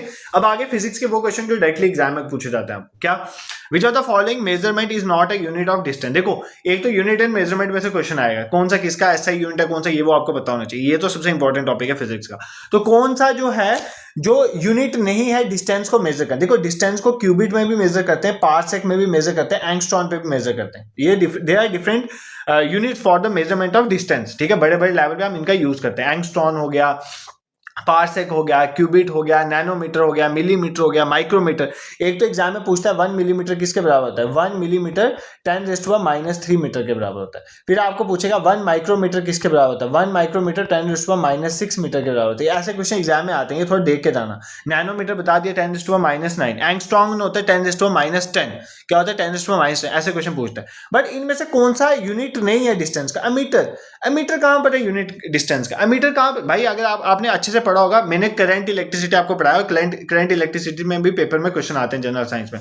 तो करंट इलेक्ट्रिसिटी मैंने आपको बताया था, अमीटर एक ऐसा डिवाइस है जिसको हम यूज करते हैं किसको मेजर करने के लिए, हम इससे करंट को मेजर करते हैं। किसको मेजर करते हैं, करंट को। किसको, करंट को। एक सर्किट में कितनी करंट है वो किससे मेजर होती है, अमीटर से। और मैंने आपको ये भी बताया था कि हमेशा सर्किट में सीरीज में लगता है, पेपर में डायरेक्टली पूछा गया है कि अमीटर सर्किट में सीरीज में लगता है या पैरेलल, सीरीज में लगता है, ठीक है। दिस इज क्लियर, कोई दिक्कत आपको नहीं होनी चाहिए। सेकंड क्वेश्चन आपका, और कौन कौन से इंस्ट्रूमेंट है, एक वोल्ट मीटर है। अगर आपका करंट जो है मीटर मेजर करता है तो आपके सर्किट के अंदर वोल्टेज, क्या, वोल्टेज जिसको हम क्या बोलते हैं, पोटेंशियल, वो कौन मेजर करता है, वोल्टेज या पोटेंशियल मेजर करने वाला वोल्ट मीटर। और ये हमेशा सर्किट में पैरेलल लगता है। कैसे लगता है, पैरेलली लगता है, ठीक है। तीसरा एक इंस्ट्रूमेंट होता है गैल्वेनोमीटर। ये 3 इंस्ट्रूमेंट यहां से पूछता है। गैल्वेनोमीटर, गैल्वेनोमीटर वो इंस्ट्रूमेंट है जिसका काम है चेक करना कि सर्किट में करंट है या नहीं है। मेजर नहीं करता, जस्ट डिटेक्ट करता है करंट को कि सर्किट में करंट है या नहीं। मेजर करने का काम एमीटर का है, बट जस्ट डिटेक्ट करने का काम किसका है, गैल्वेनोमीटर। ये आपको देखना है, ठीक है। अब देखो सबसे इंपॉर्टेंट टॉपिक जहां से एग्जाम में पूछता है वो यहां पर बता देता हूं। देखो देयर आर, ध्यान से सुनना, देयर आर फंडामेंटल यूनिट्स, ठीक है। फंडामेंटल यूनिट्स, 7 फंडामेंटल यूनिट्स हैं हमारे पास। कितने फंडामेंटल यूनिट्स हैं, 7। और इन सब के बारे में आपको पता, इन्हीं में से हम बाकी सारे यूनिट निकालते हैं। जैसे सबसे पहला फंडामेंटल यूनिट है लेंथ। लेंथ को किसमें, एसआई में मेजर करते हैं, मीटर में, ठीक है। किसमें मेजर करते हैं, मीटर में, मतलब एम लिख देता हूं, इसका सिंबल एम है, मीटर में एम, यूनिट एम है, ठीक है। फिर mass, mass is also fundamental unit, ठीक है। इसको किसमें मेजर करते हैं, किलोग्राम में, ठीक है। तीसरा आ गया टाइम। टाइम को किसमें मेजर करते हैं हम, सेकंड में, तो एस। फंडामेंटली बोल ऐसे टाइम को और में, मिनट में, सब में जो है वो स्टडी करते हैं, बट एसआई यूनिट जो है वो सेकंड है टाइम का, ठीक है। फिर आगे इलेक्ट्रिक करंट, क्या, इलेक्ट्रिक करंट। तो इलेक्ट्रिक करंट को किस में मेजर करते हैं हम, एम्पेयर में, तो ए लिख देता हूं एम्पेयर में, आप याद रखोगे, ठीक है। उसका टेम्परेचर, देखो टेम्परेचर में आपको पता है टेम्परेचर के बहुत सारे यूनिट है, फ़ारेनहाइट भी टेम्परेचर का यूनिट है, ठीक है। उसका केल्विन भी टेम्परेचर, बट जो इसका एसआई यूनिट है वो केल्विन है, क्या है, केल्विन है, ठीक है। फिर एक होता है amount of substance, amount of substance. तो अमाउंट ऑफ सबस्टांस को किस में मेजर करते हैं, मोल में, तो इसका सिंबल आ गया MOL, ठीक है। इसका यूनिट आ गया MOL, मोल, ठीक है। ल्यूमिनस इंटेंसिटी, तो ल्यूमिनस इंटेंसिटी को किस में मेजर करते हैं, कैंडिला में, किसमें, कैंडिला, और सिंबल आ गया CD, कैंडिला में मेजर करते हैं और सिंबल आ गया CD। तो ये आपके 7 फंडामेंटल यूनिट्स हैं, इनको आपके बारे में पता है। जैसे लेंथ का यूनिट है मीटर, M, मास का केजी किलोग्राम, टाइम का सेकंड एस, इलेक्ट्रिक करंट का एम्पेयर, टेम्परेचर का केल्विन, अमाउंट ऑफ सबस्टेंस का मोल, ल्यूमिनस इंटेंसिटी का candela. There are directly question from this portion. इन्हीं में से बाकी सारे बने। मान लो आपका स्पीड का निकालना है, तो स्पीड का फॉर्मूला क्या होता है? स्पीड का फॉर्मूला होता है डिस्टेंस अपॉन टाइम। डिस्टेंस क्या है? मतलब लेंथ है, अपॉन टाइम, तो लेंथ का यूनिट हो गया मीटर, टाइम का सेकंड, तो स्पीड का आ गया मीटर पर सेकंड। ठीक है, ऐसे ही निकालते हैं ना, बाकी सारे इसी से निकलेंगे। ये 7 फंडामेंटल है, तो इनके बारे में आपको एग्जैक्टली याद होना चाहिए, यहां पर तो कुछ भी छोड़ने वाला नहीं है। नेक्स्ट देखो, at what temperature does pure water freeze? पानी सब जो है वो ठंडा किस पे होता है, मतलब बर्फ कब पे बनता है, कौन से टेम्परेचर? सर ऐसा क्वेश्चन आपके दिमाग में आएगा तो सबको पता चल जाए 0 डिग्री सेल्सियस पे, बट आपके ऑप्शन में 0 डिग्री सेल्सियस है कहीं पे देखो। पहला 0 डिग्री फ़ारेनहाइट है, फिर 32 डिग्री फ़ारेनहाइट है, फिर 47 डिग्री फ़ारेनहाइट है, फिर 19 डिग्री फ़ारेनहाइट। अब ये फ़ारेनहाइट है, मैंने आपको बोला टेम्परेचर जो है, हम टेम्परेचर को खाली सेल्सियस में नहीं नापते, हम इसको सेल्सियस में भी नापते हैं, हम इसको केल्विन में भी नापते हैं, हम इसको फ़ारेनहाइट में भी नापते हैं। तो आपको पता होना चाहिए ना हम किस पे नापे हैं। तो यहाँ पे फ़ारेनहाइट में, तो फ़ारेनहाइट में जो वाटर जो है फ्रीज किस पे होता है? 32 डिग्री फ़ारेनहाइट पे। कब? 32 डिग्री फ़ारेनहाइट। अब ये आपको कैसे पता चले? देखो मैं सब स्केल के अकॉर्डिंगली आपका फ्रीजिंग और बॉइलिंग पॉइंट लिख दिया। देखो सबसे सबसे आपको सिंपली किसका पता है? आपको पता है किसका? सेल्सियस वाला। अगर मैं सेल्सियस स्केल की बात करूं, सेल्सियस वाले स्केल की, तो 0 डिग्री सेल्सियस पे कोई भी चीज फ्रीज हो जाती है और 100 डिग्री सेल्सियस पे आपको बॉइल हो जाती है, ये आपको पता है। ठीक है, दिस इसलिए इसमें कोई दिक्कत नहीं है। बट फ़ारेनहाइट में बात करें तो 32 डिग्री फ़ारेनहाइट पे ये क्या हो जाती है? ये जो है फ्रीज हो जाती है, और 212 डिग्री फ़ारेनहाइट पे ये क्या हो जाएगी? 212 डिग्री फ़ारेनहाइट पे ये बॉइल हो जाएगी। ठीक है, फ़ारेनहाइट स्केल के हिसाब से। और अगर मैं बात करूं केल्विन स्केल के हिसाब से, तो 273.15 डिग्री केल्विन पे ये क्या हो जाएगी? ये हो जाएगी फ्रीज, और 373.15 डिग्री 373.15 डिग्री केल्विन पे ये क्या हो जाएगा? बॉयल हो जाएगा। ठीक है, अब इनमें गैप देखो, इन दोनों में 100 का गैप है, 0 से 100 के बीच में 100। 32 और 212 के बीच में कितना का गैप है? 100 का गैप नहीं है यहाँ पे, ध्यान से देखो। 212 में से 32 को माइनस करो तो 180 का गैप है। ठीक है, 180 का गैप है नियर अबाउट। ठीक है, तो 180 का यहाँ पर गैप आपको दिख रहा है, और यहाँ पर भी आपका 100 का गैप है। कितने का गैप है? 100 का गैप है। ठीक है, अगर आपको एग्जाम, ध्यान से क्वेश्चन, अगर आपको एग्जाम में क्वेश्चन, कई बार एग्जाम में ऐसे क्वेश्चन, एक तो ये पूछता है, अगर आपको पूछेगा कि बॉइलिंग पॉइंट क्या है प्योर वाटर का, फ़ारेनहाइट में 212 है, केल्विन में 373.15 है, और जो आपका सेल्सियस है 100 डिग्री सेल्सियस, और फ्रीजिंग पॉइंट कौन सा है? 0 डिग्री सेल्सियस, 32 डिग्री फ़ारेनहाइट और 273.15 डिग्री केल्विन। ठीक है, बट अगर आपको पेपर में बोले, अगर पेपर में सिंपल क्वेश्चन बोले कि अगर आपका मान लो सिंपली बोलता है कि 0 डिग्री सेल्सियस है, इसको आपने किस में कन्वर्ट करना है? केल्विन में कन्वर्ट करना है। तो कैसे? जब भी कोई भी चीज आपको देगा, जब आपको बोलेगा केल्विन में कन्वर्ट करना है, तो जो भी डिग्री सेल्सियस में वैल्यू दी हुई है उसमें 273.15 जो है वो क्या कर दो? 273.15 ऐड कर दो। बस मान लो 0 डिग्री सेल्सियस था, तो 0 में 273.15 ऐड कर दोगे, तो वो कितना आ जाएगा आपका? 273.15 डिग्री केल्विन। ठीक है, तो जब भी आपको सेल्सियस को केल्विन में कन्वर्ट करना है, तो जो आपको सेल्सियस में वैल्यू दी हुई है ना, उसमें आपने ऐड कर देना है 273.50। ठीक है, एक तो ऐसा क्वेश्चन पूछता है, या आपको एग्जाम में क्वेश्चन पूछेगा सेल्सियस को फ़ारेनहाइट में कन्वर्ट करो, तो जब भी आपको सेल्सियस को फ़ारेनहाइट में कन्वर्ट करना है, तो जो आपको सेल्सियस में वैल्यू दी हुई है उसको पहले मल्टीप्लाई करो 9 के साथ, डिवाइड करो 5 के साथ, और प्लस कर दो 32 उसमें। जैसे मान लो सिंपली मैं आपको बताता हूं, जैसे मैं आपको बोलता हूं कि किसको कन्वर्ट करने के लिए बोल रहा है, ये आपको बोल रहा है कि 100 डिग्री सेल्सियस को कन्वर्ट करके बताओ। मैं 100 डिग्री सेल्सियस को कन्वर्ट करके बताता हूं आपको। ठीक है, 100 डिग्री सेल्सियस को हमने फ़ारेनहाइट में कन्वर्ट करना, मतलब बॉइलिंग पॉइंट को हमने फ़ारेनहाइट में कन्वर्ट करना। तो मैं देखो इसमें डिग्री सेल्सियस जो 100 डालूंगा इंटू 9/5 प्लस 32। ठीक है, आप इसको सॉल्व करो। देखो 5 को 20 से मल्टीप्लाई करेंगे, कितना आ जाएगा? 100, और 29 जा कितना हो जाएगा? 180। तो ये हो जाएगा 180 प्लस 32। तो 180 प्लस 32 कितना हो जाएगा? 180 प्लस 32 212 डिग्री फ़ारेनहाइट, और यही तो था आपका बॉइलिंग पॉइंट, किसमें? फ़ारेनहाइट में। तो मैंने आपको सिंपली बताया, आपको 3-4 चीजें यहाँ पे याद रखनी है। पहले तो आपका बॉइलिंग पॉइंट 100 डिग्री सेल्सियस है, 212 डिग्री फ़ारेनहाइट और 373.15 डिग्री केल्विन है, डिफरेंट स्केल्स के अकॉर्डिंग। और फ्रीजिंग पॉइंट भी देख लिया। अगर आपको सेल्सियस में दिया, केल्विन में कन्वर्ट करना है, तो प्लस कर दो 273.15। अगर आपको सेल्सियस में दिया और फ़ारेनहाइट में कन्वर्ट करना है, तो जो सेल्सियस में दिया उसको इंटू करो, मल्टीप्लाई करो 9/15 के साथ, प्लस कर दो 32 के साथ, और जो आंसर आएगा वो आपका डिग्री फ़ारेनहाइट में हो जाएगा। तो इस तरह से आपने चीजों को कवर करना है। ठीक है, this is clear. I hope आपको चीजें समझ आई। अभी आधा सेशन भी नहीं हुआ हमारा। ठीक है, I have a target of 30 question. इसमें इसके 2 सेशन लेंगे, एक आज लेंगे, एक अगर आपका रिस्पांस आएगा कमेंट सेक्शन में अच्छा कि सर एक आधा सेशन और आना चाहिए, तो मैं ले लूंगा, but depending upon your response. अगर नहीं आएगा तो कोई फायदा नहीं है। बाकी अगर इधर तक लेक्चर सुन रहे हो, अगर मेरा पढ़ाना थोड़ा बहुत पसंद आता है, it hardly takes a second to subscribe this YouTube channel. आप इसको कर सकते हो। बाकी टेलीग्राम और व्हाट्सएप के लिंक मैंने डिस्क्रिप्शन में डाल दिए, उसको जरूर ज्वाइन कर लें। क्लास कब होगी, क्या टाइमिंग हुआ है, दिस दैट कोई भी इंपॉर्टेंट अनाउंसमेंट है वहीं पर करता हूँ। ठीक है, आप उसको जरूर ज्वाइन कर सकते हो। स्टार्ट करते हैं। 13 क्वेश्चन आपका क्या कहता है, देखो आपका 13 क्वेश्चन कहता है while throwing a ball upward which of the following remains constant. देखो जब भी आप कोई चीज ऊपर फेंक रहे हो आपको पता है हर एक चीज जो ऊपर जाती है वो वापस नीचे आती है, ठीक है। ऐसे जब आप बोलोगे सर रॉकेट भेजा स्पेस में तो वो तो स्पेस में चला गया क्योंकि हम एस्केप वेलोसिटी से ज्यादा वेलोसिटी है। वो केस में अगर आप बॉल सिंपली ऊपर फेंको या कुछ भी ऊपर फेंको, कोई भी सामने मेरा भी स्पेक्स पड़ी हुई है वो फेंक दो, अगर मेरे सामने मोबाइल फोन पड़ा हो वो फेंक दो, टैब फेंक दो, ठीक है, तो ये सारे जब मैं ऊपर फेंकूंगा ये वापस नीचे आएंगे नीचे।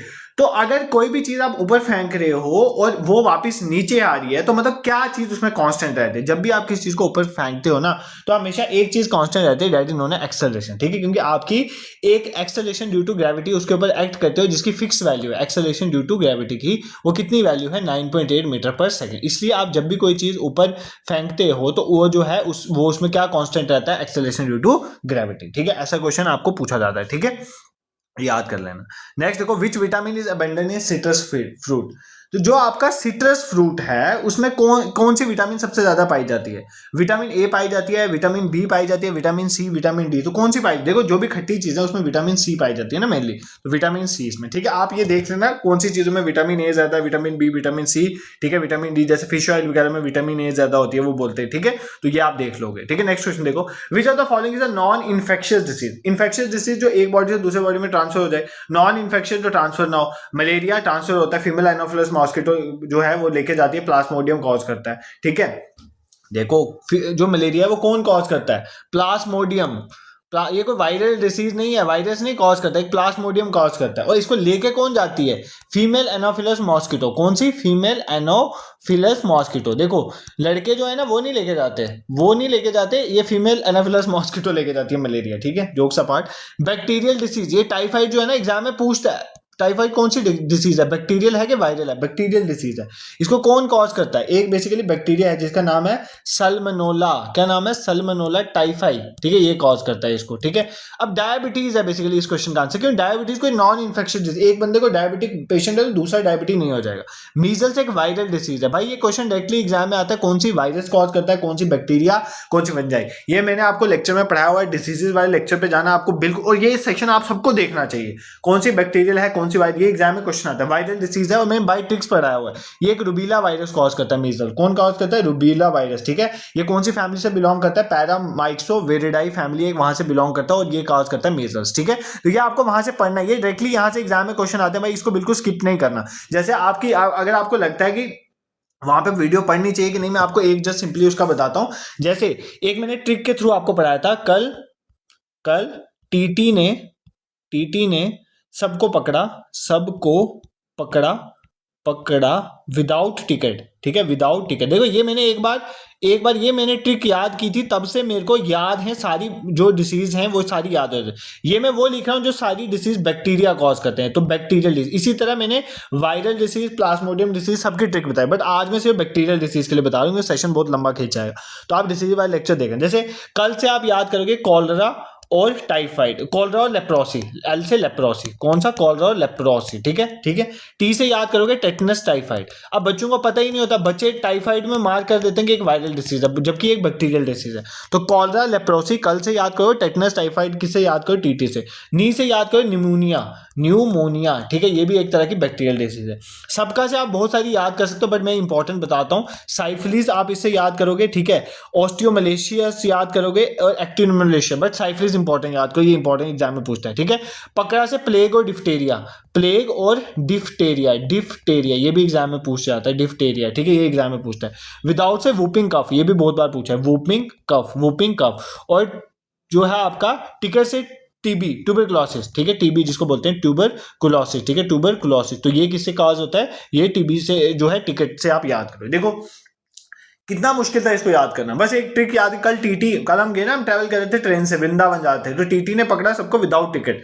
कल टीटी ने सबको पकड़ा विदाउट टिकट। तो कल से कॉलरा लेप्रोसी, टी से टेटनस टाइफाइड, नी से न्यूमोनिया, सबको से साइफिलिस, पकड़ा से प्लेग डिफ्थेरिया, विदाउट से वूपिंग कफ और टिकट से ट्यूबरकुलोसिस। तो बस इतना ही याद करना है आपको। तो इसी तरह मैंने वायरल डिसीज की भी ट्रिक के थ्रू पढ़ाया हुआ है, और जो आपके प्लाज्मोडियम वगैरह कॉज करते हैं वो भी ट्रिक से पढ़ाया हुआ। तो अब आप देखोगे वीडियो तो पता चलेगा, ऐसे नहीं पता चलेगा। नेक्स्ट देखो sound can not travel through, इनमें से साउंड साउंड किससे ट्रैवल नहीं कर सकता? हवा से, पानी से, स्टील से, वैक्यूम। देखो सबसे पहली बात, साउंड एक, देखो दो तरह के हमारे पास वेव होती हैं। एक होती है लाइट, ठीक है, जैसे लाइट जो सूरज की रोशनी आ रही है, ठीक है, ये जो लाइट वेव्स होती है ना, इनको बोलते हैं इलेक्ट्रोमैग्नेटिक वेव। इनको कोई मीडियम नहीं चाहिए होता है ट्रैवल करने के लिए। तो जिसको मीडियम नहीं चाहिए वो खाली जगह से भी ट्रैवल कर लेता है, मतलब वैक्यूम से भी चल जाता है। बट साउंड जो है वो हमारी जो है वो खाली जगह से ट्रैवल नहीं कर सकती। तो साउंड जो है वैक्यूम से ट्रैवल नहीं कर सकती। साउंड को हमेशा ट्रैवल करने के लिए एक मीडियम की जरूरत पड़ती है, जैसे हवा हो, पानी हो, स्टील हो, ठीक है। अगर बिल्कुल वैक्यूम क्रिएट हो जाएगा, कई बार बिल्कुल ग्लास का शीशा लगा दो जो बिल्कुल वैक्यूम क्रिएट करता है, आप अंदर से बोलो बाहर आवाज नहीं जाती है। क्यों? क्योंकि साउंड जो है वो वैक्यूम से ट्रैवल नहीं कर सकती खाली जगह से। इसको मीडियम चाहिए, या तो हवा चाहिए, तो पानी चाहिए, या स्टील चाहिए, कुछ भी मीडियम चाहिए, उसके थ्रू ये ट्रैवल कर सकता है। और ये क्वेश्चन भी आपको पूछा गया था, इसलिए मैंने साथ साथ इसको कवर करवा दिया। नेक्स्ट क्वेश्चन में 17 देखते हैं। With reference to hepatitis consider, पहली बात तो वो सेशन देखो तो पता चलेगा हेपेटाइटिस वायरल डिसीज है या कौन सी बैक्टीरिया, इसलिए देखो। अब इस क्वेश्चन, ये क्वेश्चन यूपीएससी में पूछा गया है, ठीक है, ये मैं ले आया आपके लिए।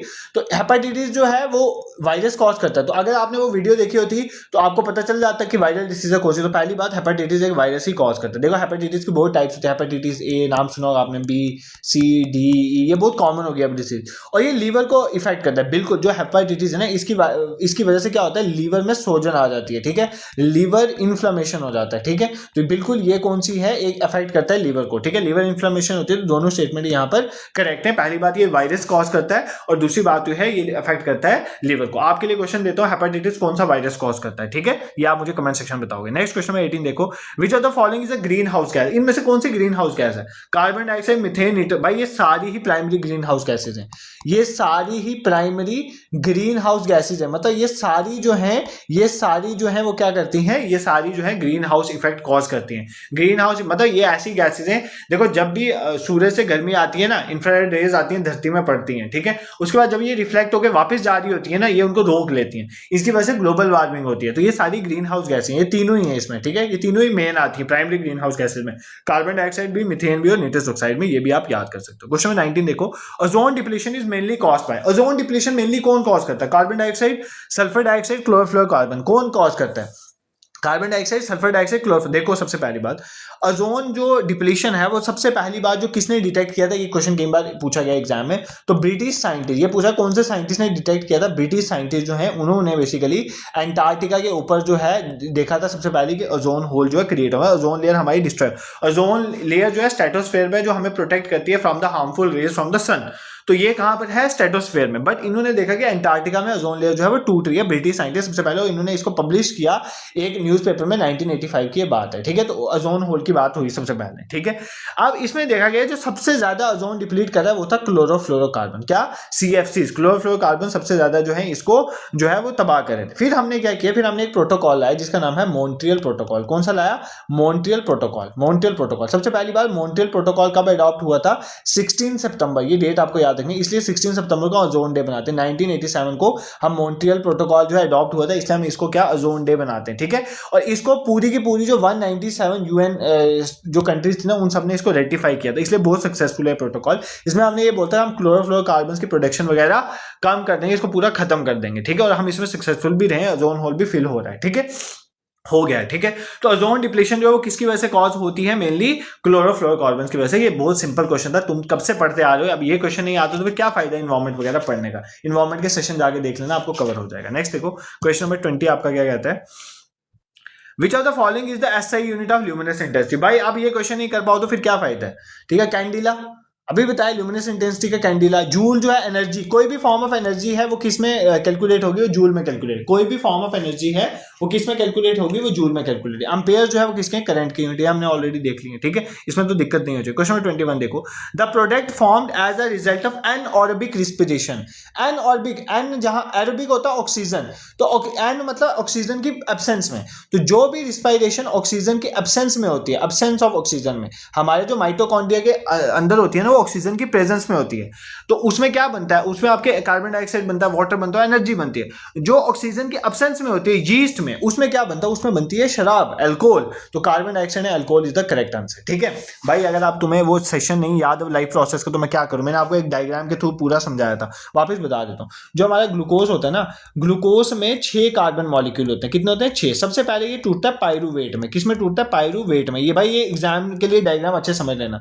ये 3 कार्बन मॉलिक्यूल मॉलिक्यूल बनते हैं, ठीक है। ये कहाँ पर टूटता है? साइटोप्लाज्म में। कहाँ पर? साइटोप्लाज्म में, ठीक है। एक सेल में एक पार्ट होता है साइटो में, वहां पर टूटता है और 3 कार्बन मॉलिक्यूल प्लस यहाँ से एनर्जी निकलती है। फिर अब ये पाइरूवेट 3 फॉर्म से टूट सकता है। पहले तो हम इसको एक ऐसा है कि हम अब्सेंस ऑफ ऑक्सीजन में तोड़ें, मतलब इसको ऑक्सीजन ना दें, अब्सेंस ऑफ ऑक्सीजन में तोड़ें, दूसरा एक ये तरीका है। दूसरा हम इसको कम ऑक्सीजन दें तो लैक ऑफ ऑक्सीजन में तोड़ें, ठीक है। और दूसरा इसमें हम भर भर के ऑक्सीजन दें तो प्रेजेंस ऑफ ऑक्सीजन में तोड़ें। किसमें? प्रेजेंस ऑफ ऑक्सीजन में, ठीक है। अब ये कहां कहां पर होता है देखो ध्यान से समझो। ये जो हमारा लैक ऑफ ऑक्सीजन वाला होता है ये हमारे मसल्स में होता है, बॉडी के मसल्स में, ये लैक ऑफ ऑक्सीजन में टूटता है। अब्सेंस ऑफ ऑक्सीजन वाला यीस्ट में होता है, अब्सेंस ऑफ ऑक्सीजन में टूटता है। और प्रेजेंस ऑफ ऑक्सीजन वाला आपके माइटोकॉन्ड्रिया में होता है, ठीक है, माइटोकॉन्ड्रिया। अब एग्जाम में पूछता है इनसे क्या बनता है। अगर अब्सेंस ऑफ ऑक्सीजन में टूटा है तो शराब बनती है, इथेनॉल। क्या बनता है? इथेनॉल प्लस कार्बन डाइऑक्साइड बनता है प्लस एनर्जी बनती है, ठीक है, एनर्जी बनती है। और लैक ऑफ ऑक्सीजन में टूटा है तो यहाँ पे लैक्टिक एसिड बनता है। क्या बनता है? लैक्टिक एसिड, ठीक है, और प्लस एनर्जी बनती है। 3 कार्बन मॉलिक्यूल है ये लैक्टिक एसिड, ठीक है। और अगर माइटोकॉन्ड्रिया में टूटा तो सबको पता है कार्बन डाइऑक्साइड बनता है, वाटर बनता है, प्लस यहाँ पे एनर्जी रिलीज होती है। कार्बन डाइऑक्साइड रिस्पिरेशन के थ्रू बाहर, वाटर जो है और यूरिन या स्वेटिंग के थ्रू बाहर, और बाकी हमारे पास एनर्जी मिल गई, ठीक है। तो ये आपको यहां से क्वेश्चन पूछता है, ये डायग्राम थोड़ी पता होनी चाहिए। तो जो पाइरूवेट है बेसिकली ग्लूकोज, जो पाइरूवेट में टूटा वो फर्दर 3 तरह से टूट सकता है। अब्सेंस ऑफ ऑक्सीजन में यीस्ट में टूटेगा तो इथेनॉल बनेगा plus carbon dioxide plus energy निकलेगी। लैक ऑफ ऑक्सीजन हमारे मसल्स में तो लैक्टिक एसिड प्लस एनर्जी निकलेगी। और प्रेजेंस ऑफ ऑक्सीजन माइटोकॉन्ड्रिया में तो carbon dioxide water plus energy जो हमारी निकलेगी, ठीक है। नेक्स्ट क्वेश्चन देखो, a device used for converting AC into DC. कौन सा ऐसा डिवाइस है जो एसी को डीसी में कन्वर्ट कर देता है? एसी को डीसी में कन्वर्ट कर देता है कौन करेगा? रेक्टिफायर। आपके चार्जर में रेक्टिफायर लगे होते हैं जो एसी को डीसी में कन्वर्ट करते हैं। तो अगर पूछ ले कोई डीसी को एसी में कौन कन्वर्ट करता है? DC, AC stands for alternating current. आपके घरों में जो बाहर से बिजली आती है ना, that is known as your AC current, ठीक है, जिसको आप स्टेप अप स्टेप डाउन कर सकते हो। डायरेक्ट करंट फिक्स करंट है, तो एसी को डीसी में कन्वर्ट करने वाला रेक्टिफायर है और डीसी को एसी में कन्वर्ट करने वाला इन्वर्टर है। कौन है? इन्वर्टर। तो कई बार डायरेक्टली क्वेश्चन यहां से भी पूछे जाते हैं, ठीक है। नेक्स्ट देखो, SI unit of heat is. अब बच्चे यहां पर गलती करते हैं, क्या वो देखते हैं एसआई यूनिट ऑफ हीट है तो फटाफट कैलोरी उन्होंने सुना होता है, कैलोरी मार्क कर। देखा, एसआई यूनिट हीट का जूल ही है। कैलोरी भी यूनिट है हीट का, मैं ये नहीं बोलता हीट का यूनिट कैलोरी नहीं है, कैलोरी में भी हम हीट को कैलकुलेट करते हैं। बट जब एसआई यूनिट की बात करूं तो एनर्जी का कोई भी form of energy, heat energy, light energy, kinetic energy, जो भी एनर्जी है उसका एसआई यूनिट हमेशा जूल ही होता है। क्या होता है? जूल। बट आपको एग्जाम में ये क्वेश्चन आता है, एक कैलोरी कितने जूल के बराबर होती है? एक कैलोरी 4.186 जूल के बराबर होती है। तो ये फैक्ट भी याद कर लेना, कई बार एग्जाम में यहां से क्वेश्चन पूछा गया, तो अब तुम्हें ये नहीं भूलने वाला, ठीक है। दिस इज क्लियर, कोई दिक्कत नहीं होनी चाहिए। ये जो हीट का वो जूल होता है और एक कैलोरी जो है 4.186 जूल के बराबर होती है। I hope this is clear to you. Next question 24 पे मूव करते हैं। Which class of plant is called amphibians of the plant kingdom. देखो, जैसे एनिमल किंगडम में रेप्टाइल्स होते हैं, एव्स होते हैं, ठीक है, हम मैमल्स हैं, एव्स भी मैमल्स में आते हैं, ठीक है। तो उसके बाद हम ह्यूमंस हैं। इसी तरह ह्यूमंस में एक एम्फीबियन वाली कैटेगरी भी आती है जो रेप्टाइल से ऊपर होती है, ठीक है, रेप्टाइल से ऊपर आ जाते हैं एम्फीबियन।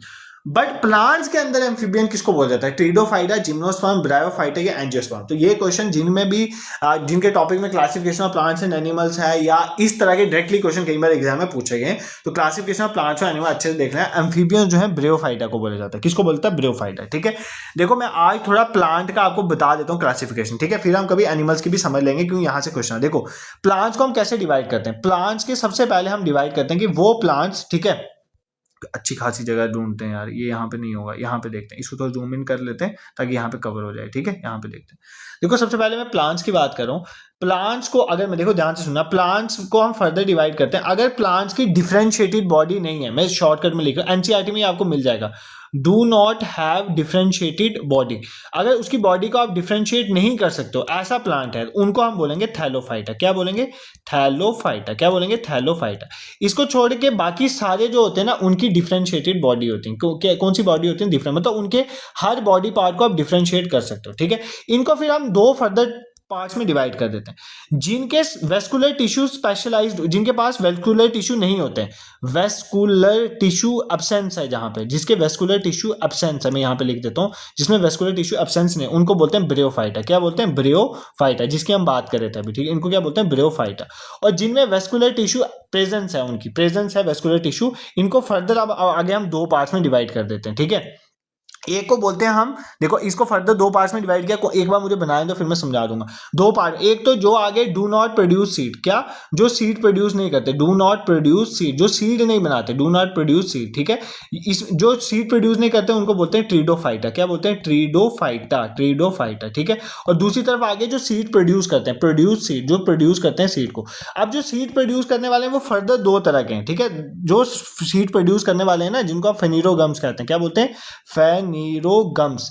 ये फर्दर दो पार्ट्स में इनको हम डिवाइड करते हैं, क्या, या तो इनके सीड जो होते हैं वो नेक्ड होंगे, मतलब सीड कोई कवर नहीं होगा, नेक्ड सीड होगा, ठीक है, नेक्ड सीड होगा, इनको बोलेंगे जिम्नोस्पर्म, क्या बोलेंगे, जिम्नोस्पर्म, क्या बोलेंगे, जिम्नोस्पर्म। और जो दूसरे होंगे उनके जो सीड्स होंगे वो नेक्ड नहीं होंगे, ये सीड, इनके सीड्स इनसाइड फ्रूट होंगे, किसके अंदर होंगे, फ्रूट के अंदर होंगे, किसके अंदर, फ्रूट, इनको बोलेंगे एंजियोस्पर्म, क्या बोलेंगे, एंजियोस्पर्म। इनको फर्दर फिर हम दो पार्ट्स में डिवाइड कर देते हैं, एक को बोलते हैं डाइकॉट, एक को बोलते हैं मोनोकॉट, ठीक है। जिसमें दो कोटिलिडॉन प्रेजेंट है उनको डाइकॉट, और जिनमें एक प्रेजेंट है उनको बोले मोनोकॉट। उतना आपको नहीं जाना, बट आपको ये क्लासिफिकेशन तो अच्छे से पता होनी चाहिए। मैं एक बार वापस यहाँ से रिवाइज करवा, मैं बोल रहा हूँ अच्छा नहीं लिखा बट मैं बता रहा हूँ।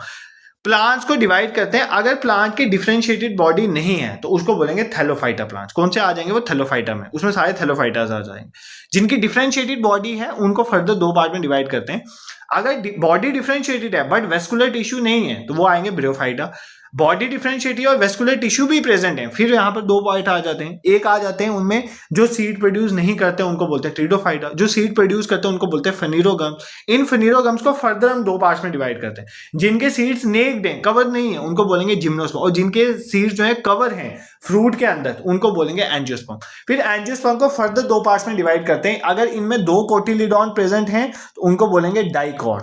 तो अगर एक कोटिलिडॉन प्रेजेंट है उसको बोलेंगे मोनोकॉट, क्या बोलेंगे, मोनोकॉट, ठीक है। कोटिलिडॉन क्या होता है, दिस दैट, ये कभी हम फर्दर लेक्चर में देखेंगे। और जैसे आप चना ले लो, डाइकॉट है, उसमें दो पार्ट्स में डिवाइड हो जाता है, ठीक है। दिस इज क्लियर, तो कोई दिक्कत आपको यहाँ पर नहीं होनी चाहिए, ठीक है। तो इसमें हम ब्रायोफाइटा की बात कर रहे थे कि किसको amphibians of the plant kingdom बोलते हैं, ब्रायोफाइटा, किसको बोला जाता है, ब्रायोफाइटा का। I hope this is clear to you, कोई दिक्कत तुम्हें नहीं होनी चाहिए। क्वेश्चन नंबर 25 देखो। अब ये फिजिक्स टोटल 5 क्वेश्चन है बट टाइम लगेगा अभी भी, क्योंकि मुझे और साथ में एडिशनली बहुत एग्जाम ओरिएंटेड चीजें बतानी है, ठीक है। अभी तो वो चीज बतानी है जहां से डायरेक्टली एग्जाम में केमिस्ट्री के क्वेश्चन पूछता है, ठीक है।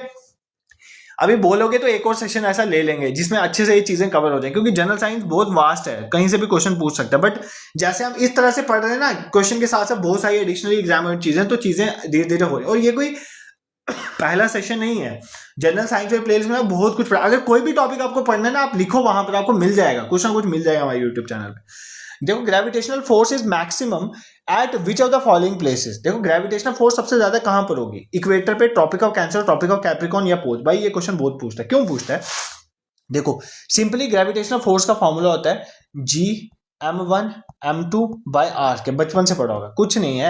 ये जो आपकी ग्रेविटेशनल फोर्स है, अगर ऑब्जेक्ट के दो ऑब्जेक्ट हैं उनके बीच में जो फोर्स ऑफ अट्रैक्शन उसको बोलते हैं ग्रेविटेशनल फोर्स। अगर उनके मास ज्यादा है तो ग्रेविटेशनल फोर्स ज्यादा है, और उनके बीच में सेपरेशन अगर ज्यादा है, ये डिनोमिनेटर में है ना, तो ये उल्टा है, इसका मतलब सेपरेशन ज्यादा है तो फोर्स कम होगी, सेपरेशन कम है तो फोर्स ज्यादा होगी, ठीक है। अब ये पूछा है कि ग्रेविटेशनल फोर्स ज्यादा कहां पे, हमारी अर्थ इस तरह से है, इस तरह से हमारी अर्थ, ठीक है। ये पूरी सर्कल नहीं है, इस तरह से।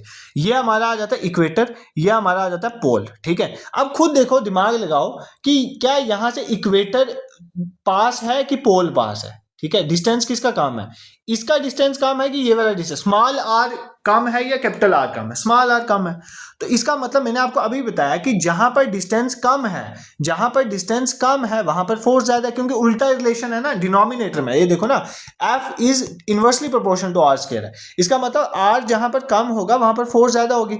तो आर कहां पर कम है, पोल्स में। ये पोल आ गए ना आपके, ये पोल होते हैं, ठीक है। और ये इक्वेटर है आपका, तो इक्वेटर में आपका जो है बेसिकली डिस्टेंस ज्यादा है तो फोर्स कम होगी, और पोल में आपका डिस्टेंस कम है तो फोर्स ज्यादा होगी। इसका मतलब ये पूछा कि सबसे ज्यादा फोर्स ग्रेविटेशन कहां पर होगी, तो पोल्स में होगी। क्यों, क्योंकि पोल का डिस्टेंस कम है, क्योंकि हमारा जो अर्थ है वो पूरा सर्कल नहीं है, वो ओवल शेप का है, बल्ब शेप का है, ठीक है। और बल्ब भी इक्वेटर की तरफ है, तो इक्वेटर का डिस्टेंस ज्यादा है इसलिए वहां पर फोर्स कम है, और पोल्स का डिस्टेंस ज्यादा कम है और वहां पर फोर्स ज्यादा है। ऐसे क्वेश्चन एग्जाम में पूछे जाते हैं। थोड़ा फिजिक्स में कंफ्यूज तुम्हें लगता है फिर डर फिजिक्स से, ठीक है। इसको B12 करो पहले, ठीक है। देखो क्वेश्चन क्या कहता है, the vitamin is found in liver, ठीक है। विटामिन कहाँ पे पाई जाती है? लीवर में, मिल्क में, एग्स में। इस विटामिन की बात करें और आरबीसी को बनाने में हेल्प करते हो। इसकी विटामिन की अगर डेफिशिएंसी हो जाए तो एनीमिया कॉज होता है। ये कौन सी विटामिन है? विटामिन के, सी, ए। देखो विटामिन ए की डेफिशिएंसी से कहाँ एनीमिया, मैंने आपको बताया नहीं बताया ना, नाइट प्लांट है। सी जो है स्कर्वी बताया। के से आपको मैंने बताया कि वो बेसिकली ब्लड क्लॉटिंग नहीं होती अच्छी। बेसिकली विटामिन B12 जो है अगर आपकी बॉडी में नहीं होगी तो उसकी वजह से एनीमिया कॉज होता है। B12 का नाम कई बार एग्जाम में पूछ रहा है। विटामिन बी का नाम है कोबलामिन। क्या नाम है? कोबलामिन। तो विटामिन बी आपके कई बार बोलते हैं ना, आपके हेयर व्हाइट हो रहे हैं, this the vitamin B12, vitamin D3, ये बहुत इंपॉर्टेंट विटामिन है। तो B12 वहां पर यूज होता है। विटामिन B12 लीवर में, बेसिकली मिल्क में, एग्स में, फिश लीवर में, इन सब चीजों में मिलती है, ठीक है। देखो दो मेन विटामिन बी के अंदर आती है, विटामिन B9 और B12, ठीक है। विटामिन B9 का नाम है फोलेट। क्या नाम है? फोलेट, ठीक है। इसके दो पार्ट हैं। एक मतलब अगर ये सिंथेटिक फॉर्म है तो फोलिक एसिड बोलते हैं, अगर नेचुरल फॉर्म है फोलेट। तुम्हें इतना याद नहीं रखना है। तो विटामिन B9 को फोलेट कहते हैं। ये दोनों अगर किसी की बॉडी में नहीं है तो उसको बेसिकली अनीमिया जो है हो सकता है, ठीक है। तो ये आप याद करना। अनीमिया क्या होता है? अनीमिया क्या होता है? इतना तो पता होना चाहिए। कमेंट सेक्शन में बताओ। देखो कुछ कुछ क्वेश्चन तुम्हें भी देता हूं, बताओ कमेंट सेक्शन। अब ये आगे कौन सा इंस्ट्रूमेंट किस चीज को मेजर करता है, ये हर एक एग्जाम में पूछा जाता है क्वेश्चन। तो ये भी एक आपका अच्छी थीम है जहां से आप प्रिपेयर कर सकते हो भाई। एक ना एमसीक्यू एग्जाम ओरिएंटेड क्वेश्चन कम मैराथन सेशन का यही फायदा है कि तुम्हें पता चल जाता है थीम क्या है, कैसे पढ़ना है। जैसे अब तुम्हारे सिलेबस में अगर वास्टली जनरल साइंस दिखा, तुम्हें क्या पता क्या क्या पढ़ना है वहां से। तो ऐसी थीम्स आपको याद रखनी है। जैसे एक ओडोमीटर एक इंस्ट्रूमेंट है जिसका क्या काम है? ओडोमीटर जो है वो किसको मेजर करता है? स्पीड, ऑर्डर, स्मेल को, डायरेक्शन को, डिस्टेंस को। ओडोमीटर डिस्टेंस को मेजर करता है। आई होप आप खुद भी ट्राई कर रहे हो, ठीक है। अब मैं यहाँ पे लिख रहा हूँ, वो कहीं पर लिख लो। एल्टीमीटर, एल्टी का मतलब होता है हाइट। तो एल्टीमीटर जो है वो किसको मेजर करेगा? हाइट को मेजर करेगा। ये बहुत बार पूछा गया, ठीक है। सबसे इंपॉर्टेंट जो पूछता है स्फाई, क्या? स्फाइगमो मैनोमीटर। स्फाइगमो मैनोमीटर जो है वो कहाँ किसको मेजर करता है? ब्लड प्रेशर को। किसको? ब्लड प्रेशर को। ये भी बहुत बार एग्जाम में पूछा गया, तो ये याद कर लेना, ठीक है।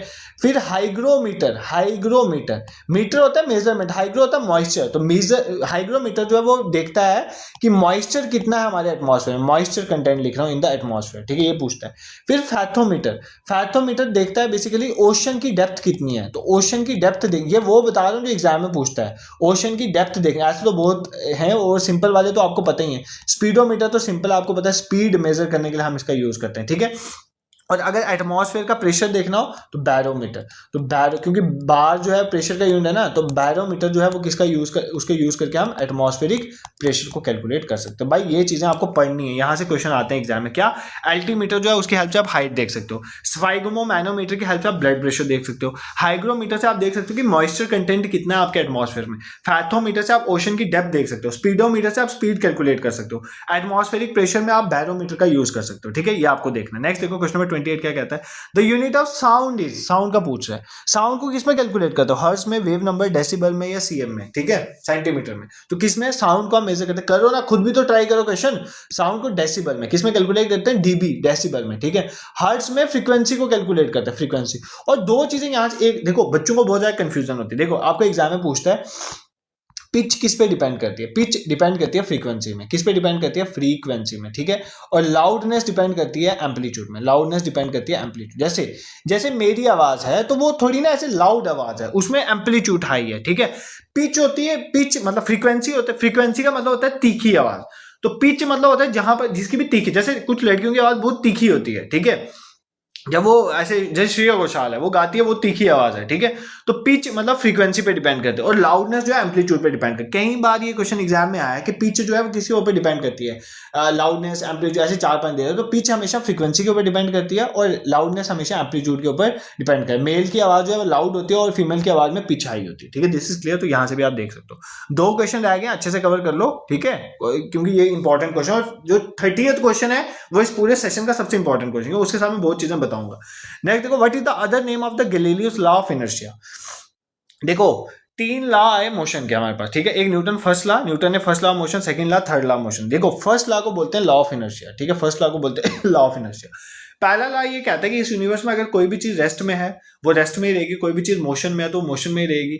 अगर स्ट्रेट लाइन में मूव करिए तो स्ट्रेट लाइन में मूव करिए, वो अपनी स्टेट खुद ब खुद चेंज नहीं कर सकती है। अगर आपको रेस्ट में किसी को, अगर एक बॉल सामने पड़ी है वो रुकी है तो वहीं पे रुकी रहेगी, जब तक उसे बैट से नहीं मारोगे तो वो मूव नहीं करेगी। तो मतलब कोई भी चीज अपनी स्टेट खुद ब खुद चेंज नहीं करती है, उसकी स्टेट को चेंज करने के लिए आपको फोर्स लगानी होगी। ये पहला लॉ कहता है।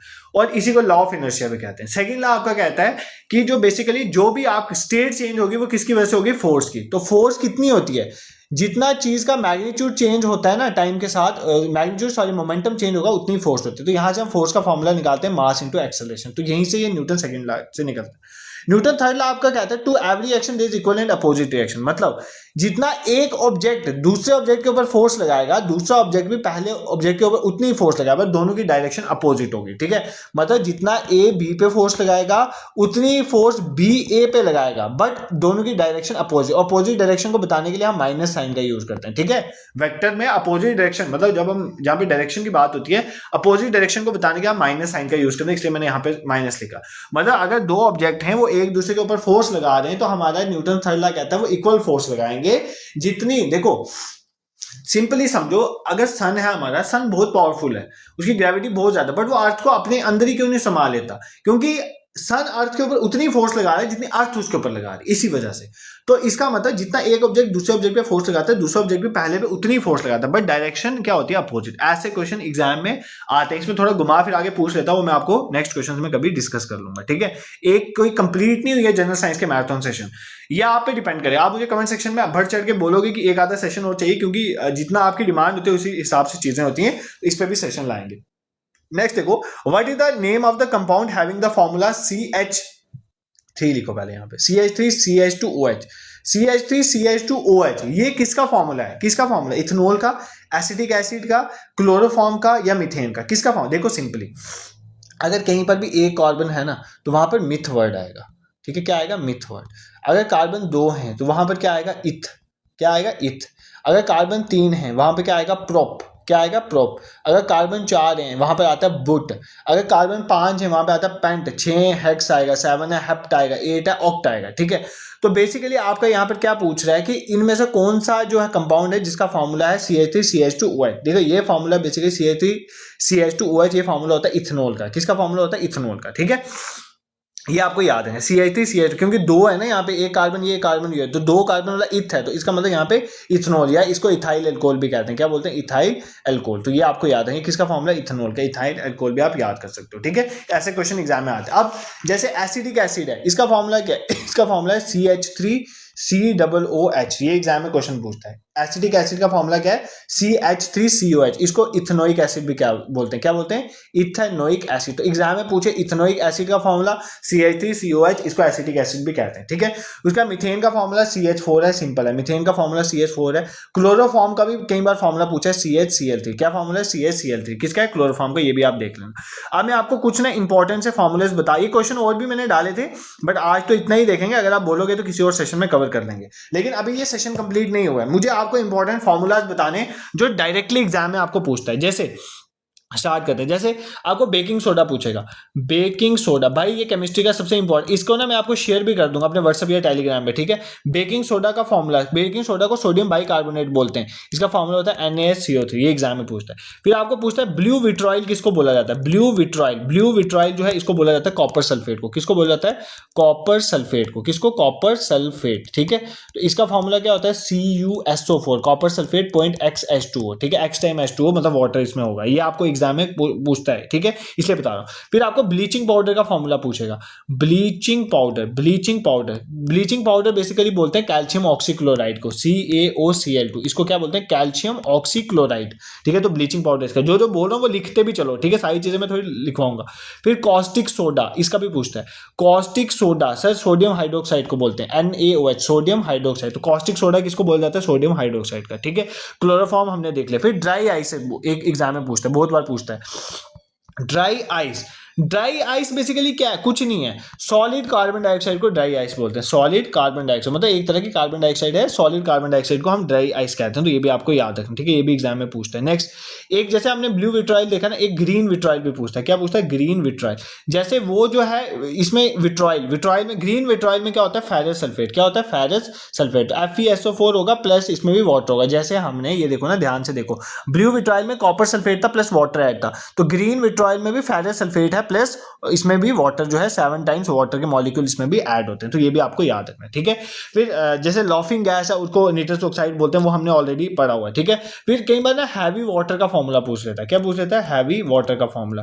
तो हैवी वाटर को बोलते हैं D2O, क्या बोलते हैं, D2O, डिट्यूरियम ऑक्साइड, ठीक है, डिटोरियम ऑक्साइड, ये याद करना है। फिर जिप्सम पूछता है, जिप्सम का पूछता है, तो इसका फॉर्मूला होता है calcium sulphate dihydride twice H2O, CaSO4, calcium sulphate dihydride, इसका फॉर्मूला ये याद कर लेना, ठीक है, ये पूछता है। फिर उसका ये इंपॉर्टेंट है, ये आपके एनसीईआरटी में लिखा है, यहाँ से पूछता है क्विक लाइम। देखो क्विक लाइम किसको बोला जाता है, कैल्शियम ऑक्साइड को, किसको, कैल्शियम ऑक्साइड। तो कैल्शियम ऑक्साइड का दूसरा नाम है क्विक लाइम, ठीक है। इसी से बनता है स्लेक्ड लाइम, क्या बनता है, स्लेक्ड लाइम। तो स्लेक्ड लाइम बेसिकली किसको बोला जाता है, कैल्शियम हाइड्रोक्साइड में, कैल्शियम हाइड्रोक्साइड को बोला जाता है क्या, स्लेक्ड लाइम, कैल्शियम हाइड्रोक्साइड को, ठीक है। फिर एक होता है लाइमस्टोन, आपका लाइमस्टोन किसको बोला जाता है, कैल्शियम कार्बोनेट को, CaCO3, कैल्शियम कार्बोनेट को लाइमस्टोन बोला जाता है। मैं साथ साथ बोल भी रहा हूं इनके नाम ताकि आपको याद रहे, ठीक है। फिर मार्श गैस किसको बोला जाता है, आपकी मीथेन का ही दूसरा नाम है मार्श गैस, CH4 जो आपकी मीथेन है ना, इसी का दूसरा नाम है मार्श गैस, ये भी एग्जाम में पूछता है। जैसे हमने ब्लू विट्राइल ग्रीन विट्राइल पढ़ा, इसी तरह हमें एक पूछा जाता है ऑयल ऑफ विट्राइल, ठीक है, या किंग ऑफ विट्राइल या किंग ऑफ एसिड, तो वो कौन सा है, सल्फ्यूरिक एसिड, कौन सा है, सल्फ्यूरिक एसिड, ठीक है, सल्फ्यूरिक एसिड, इसका फॉर्मूला आप सबको पता है H2SO4, तो ये भी एग्जाम में पूछा जाता है, ठीक है, आपको याद रखना। फिर एक पूछ जाता है फॉस्गीन गैस के बारे में, फॉस्गीन गैस, इसका फॉर्मूला क्या होता है, COCl2, फॉस्गीन गैस का फॉर्मूला क्या है, COCl2, ठीक है। फिर आपका POP, प्लास्टर ऑफ पेरिस, जिसका अपने घरों में भी करवाते हैं, वो है CaSO। देखो जिप्सम से ही बनता है, जिप्सम में ट्वाइस वाटर होता है ना। अभी देखो यार POP बता, प्लास्टर ऑफ पेरिस और जिप्सम का फर्क बता देता हूं। ये देखो, ये जिप्सम भी देखो, जिप्सम में भी क्या था, कैल्शियम सल्फेट था प्लस वाटर 2 टाइम्स था, और POP में कैल्शियम सल्फेट है प्लस वाटर आधा है, बस इतना आपको याद रखना है, इन दोनों में ये फर्क है, ठीक है। सर ये क्या इतना पढ़ा रहे हो, ये हमें कैसे याद है, बट याद तो करना पड़ेगा ना। क्विक सिल्वर मरकरी को बोलते हैं, क्विक सिल्वर किसको बोलते हैं, मरकरी का नाम है क्विक सिल्वर, ठीक है। ये ऐसी टर्म्स है जो डायरेक्टली एग्जाम में पूछी जाती है, तो इसलिए बता रहा हूं, ठीक है। एक पूछता है साल्ट पेटर किसको बोला जाता है, साल्ट पेटर KNO3 को बोला जाता है, पोटेशियम नाइट्रोट को बोला जाता है, ठीक है। उसके बाद और एग्जाम में आपको पूछता है वॉशिंग सोडा, जैसे आपने बेकिंग सोडा बोला है ना, सोडियम बाइकार्बोनेट, इसी तरह वॉशिंग सोडा जो है सोडियम कार्बोनेट, इसका फॉर्मूला होता है NaCO3 प्लस इसमें वाटर होता है, कई बार 10 टाइम्स वाटर होता है, ठीक है, इसको आपने याद रखना है। फिर जैसे हमने ब्लू विट्राइल ग्रीन विट्राइल, इस तरह व्हाइट विट्राइल भी होता है, तो व्हाइट विट्राइल किसको बोला जाता है, जिंक सल्फेट को, किसको बोला जाता है, जिंक सल्फेट को। तो ZnSO4 हो जाएगा, प्लस इसमें भी वाटर होगा 7 टाइम, कितने टाइम्स वाटर 7 टाइम, ठीक है, 7 टाइम वाटर होगा।